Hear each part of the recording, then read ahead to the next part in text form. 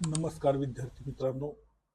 2024 साठी भाभा जीवन गौरव पुरस्कार हा डॉक्टर सौम्या स्वामीनाथन यांना देण्यात आलेला आहे.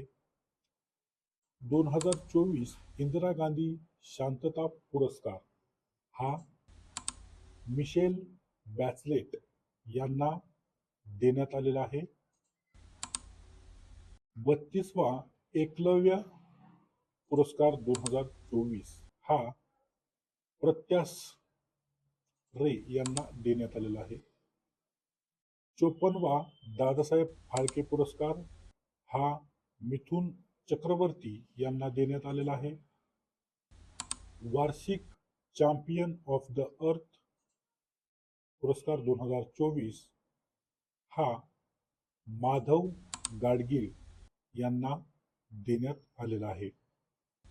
34वा व्यास सन्मान 2024 पुरस्कार हा सूर्यबाला यांना बहाल केलेला आहे.